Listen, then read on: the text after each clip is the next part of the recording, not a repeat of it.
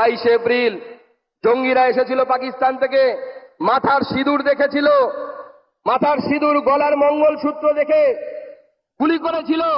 জিজ্ঞেস করেনি কে গোর্খা, জিজ্ঞেস করেনি কে ঝাড়খণ্ডের লোক, কে বাংলার লোক। আর কিছুদিন আগে মুর্শিদাবাদে গেছিলাম, আমি গেছিলাম, আমাদের বিরোধী দলনেতা গেছিলেন, আমাদের অন্যান্য নেতৃত্ব গেছিলেন। একটার পর একটা বাড়ি দেখেছি আমরা, পুড়িয়ে দেওয়া হয়েছে, ভেঙে দেওয়া হয়েছে। দোষ কি ছিল? যারা পেহেলগাঁওতে মারা গেছিল তাদেরও একটাই দোষ, আর মুর্শিদাবাদে যাদের বাড়ি ঘর ভেঙে দেওয়া হয়েছিল তারা পালিয়েছিল, একটাই দোষ, তারা মাথায় সিঁদুর পরেন মহিলারা, গলায় কাঠের মালা রাখেন, গলায় মঙ্গলসূত্র রাখেন। তাই কাশ্মীর আর মুর্শিদাবাদ এক হয়ে গেছে।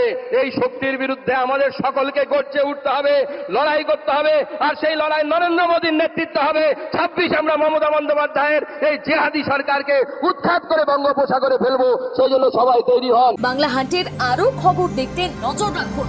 বাংলা খবর মানেই বাংলা হান্ট।